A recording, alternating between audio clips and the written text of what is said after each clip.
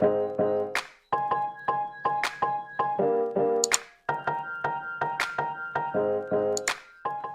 friends! For those who are new to my journey, I am Mrs. Y, and for those who are returning viewers, I want to say welcome back. And for this week's video, over 143 people have voted for this week's topic. The results indicated a combined of 53% from Instagram and YouTube community have voted for Mr. and Mrs. Y 2022 Age Spending Ratio series. Yes, it's a series, so there is part 1 and part 2. I also want to say thank you for all of you who have voted for this week's topic, and since everyone picked this series and the other topic was selected so closely, I am going to list out my following week's topic. So next week, obviously, we will talk about Mr. Y's profile spending ratio, and then the Birkin 25 versus Birkin 30, in my opinions. And then I will have another unboxing series and spill some tea with you guys. So if you don't want to miss any of these topics, remember to subscribe to my channel and hit the bell notification so that you won't miss any of my future videos. And for those who have been following me, thank you very much supporting to my channel. I love chatting with you all, and always glad that you found my videos helpful and successfully got offered your dream bag. My intention of opening this channel is to truly share all my shopping strategy style. If you have any other friends who are also a luxury lover, please encourage them to subscribe to my channel. As you know, with my work, I always have to travel, and it's getting harder and harder. So by the end of this year, I am going to make my decision whether or not to continue with this channel. As of now, it's not really making it worthwhile considering the numbers of views and subscribing numbers. And I hope you all would understand where I'm coming from. Okay. Anyways, let's get started with today's topic. I'm going to debunking my 2022 Age spending ratio and really start analyze what everyone says about the pre-spend ratio, in which including the leather goods. So then we're talking about non-Coda bags and Coda bags, and then with everything else. And just a disclaimer, this is solely about the Hermès stores in the US. It may not apply to anywhere outside of the United States because, they're all the supplies and demand is different per country. And then, so I can't really say for Hermès Corporation, but I would say that's my experience in the US, and especially Asia is completely different. Hence why I have my computer here.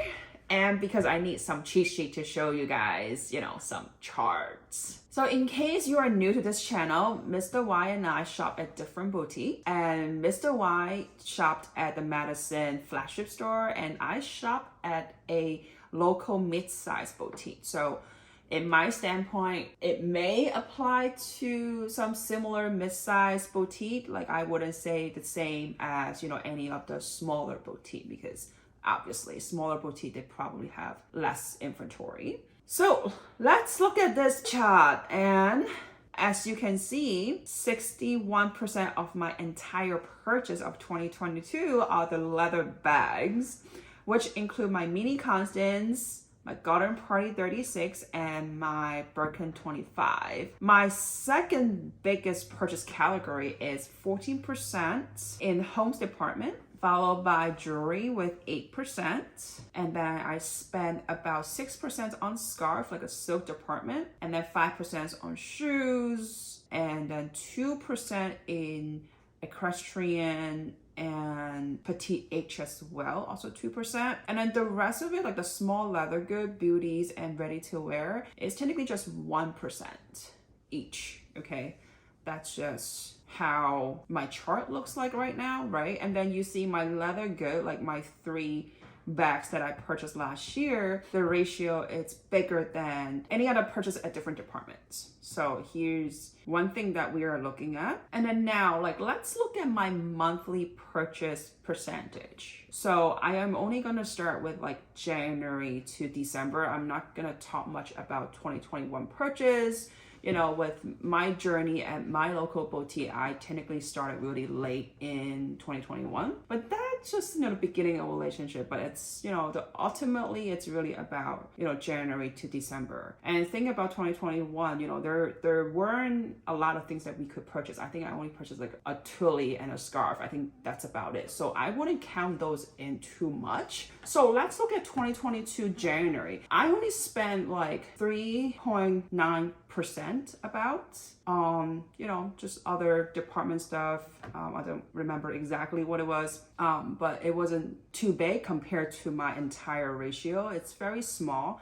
And then February, yes, I spent 32% of my entire purchase in a year. And the reason is that, you know, that was the time that I got offered the mini Constance. So the mini Constance that cost me like $9,200. So it makes a lot of sense, okay? And then March, yes, like March, April, you see me like still like purchasing a decent amount like every month, like you're thinking. But the reason is that it's not that I really wanted to go into the store. It's because the things that we ordered has came, like my SA basically received the items that we placed the order. So we had to go in and pick those up, right? So here's my little tips for you. If you don't want to spend too much or like you want to spread out your spending, you do have to think about, you know, when to tell your SA what you are looking for. Like you don't tell them everything that you're looking for, because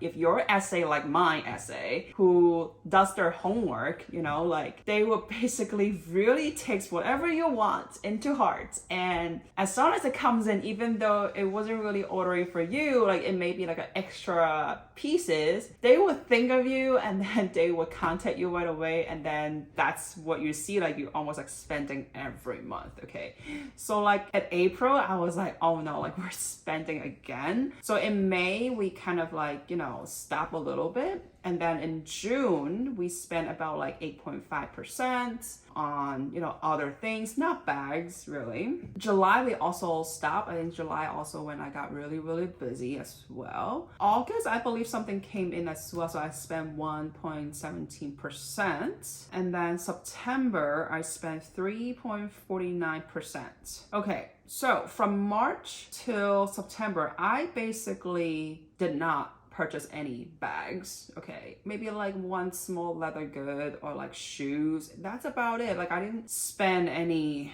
bag or leather. October, if you guys remember, if you've been following me, you guys know that I was away for, you know, 5 weeks. So that's also the reason why I didn't spend. And then my SA probably couldn't contact me. I think he contacted me like towards the end of October. So in November, we went to visit my SA, and yes, we spent 14.7% of my entire purchase. And that's the day that he offered me the garden party 36 plus other things that I was looking for. And then about like a week or two later, he actually messaged me and said, I have a Coda bag for you. Wow. If you guys have been following me, I actually turned down that bag. If you have not yet watched that videos, I'll put the link down below in the description box, so then you guys can, you know, review it and see the reason why that I turned it down. And it's totally okay to turn down a Coda bag that you don't like. Okay, despite the color or whatever reason that, you know, you don't like it, you don't like it. Okay. So I turned that down, and then about like a week or two, like he keep on like message me about Coda bag. He really wants to offer me a Coda bag. So in December, all I purchased was the Coda bag that he offered me, which is my Barania Birkin 25. And as everybody knows, you know, the bag itself costs over $11,000. So that cost my total purchase up to like 28.3%. And in December, I believe I did not buy anything else other than the Birkin 25.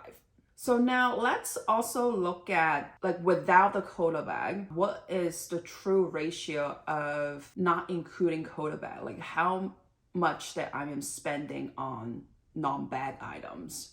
So January, I spent about 9.81%, and then in February, 24.3%, March, 11.4%, April, about like 7.6%, May, nothing because I didn't purchase anything as we mentioned, and then June is around 21.5%, I want to say. July was nothing. August was 2.9%, September 8.7%, and then October, obviously we didn't spend anything, and November, despite that Garden Party 36, I actually spent 13.71% of my entire non-bag purchase. So a lot of people were saying the 1-to-1 ratio, 1-to-2 ratio, that is talking about not including the Coda bag, not including non-Coda bag, not including the small leather good, or neither shoes, okay?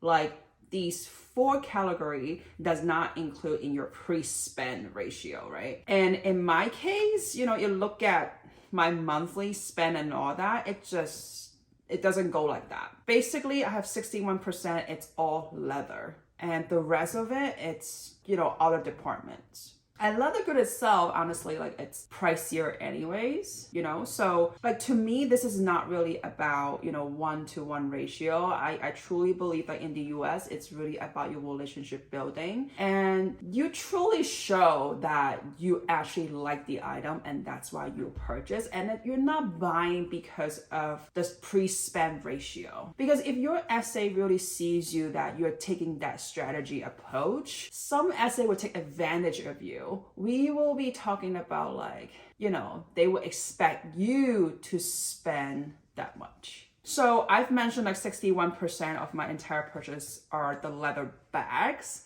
So if I include the small leather good, we're talking about like 63%, okay, that I spend on leather goods. And with shoes, even if I include that, that would be even more, right? Which it will turn into 68%. So when we talk about 68% are all leather goods, including shoes, then the rest of the department that I shopped at, I only spent 32% of my entire purchase. So is it really a 1-to-1 ratio? I don't really think so. But you can also take it as a reference. Like, I did go see my SA monthly last year, almost monthly. And when I don't see him, he's actually aware that I'll be away as well. But I always try to keep him alert in terms of like what I'm looking for. So right now he already have a few things to work on. It's a matter of fact that, they don't have it in the boutique. So I don't know if you guys remember in the past that I've mentioned about, it's always good to give a list to your SA, like a few items. I'm not talking about like 10 items at a time, but like you give him like a few items and you kind of expect that the boutique wouldn't have it anyways. And it probably won't come in anytime soon, but you can always tell him that I'm looking for this, I'm looking for that. And when it comes in, just let me know, like, have things that they have it on the list, and knowing that you are their long-term clients. I think that's my strategy and it works for me. Like basically recently I said to my SA, I'm like, yeah, you have a list to work on, so let me know when it comes in. I kind of like joke around like that, but it's true, right? Like, because, he couldn't order it, they don't have it right now. So, what else can they do, right? So it's the fact that like, you're also testing if your essay is really working for you. So this is how I've been approaching it. I don't really take the fact that of 1-to-1 ratio or 1-to-2 ratio. That's not really my strategy at all. Like we flat out, we're very blunt about like, we just want this, we just want that. That's it. Don't talk to me about anything else. We're pretty flat out in that sense. So this is just something for you guys to take as a reference, and I'm sure you guys will be thrilled to see Mr. Y spending ratio last year, because I think it was incredible. Obviously, he shopped at a bigger boutique and we did experience, with a really, really good SA. So that does make a difference. So you do not want to miss that. And if you enjoyed today's part 1 videos, please give me a big thumbs up and remember to subscribe to my channels if you have not, and hit the bell notification so that you won't miss the next following video. Please share your experience with the community. As you know, this is solely my perspective and my experience. So I'm always curious to know like what everyone's journey is, or if there's, you know, any other things that can help. You know, I do hope that everyone who loves Hermès is able to get your dream bags. And if you live in the United States, you can, you know, take my words as a reference only. Like it might only work for me, it might not work for you, but you know, take it as, you know, a grain of salt. As always, thank you so much for watching, and I will see you guys next time. Bye.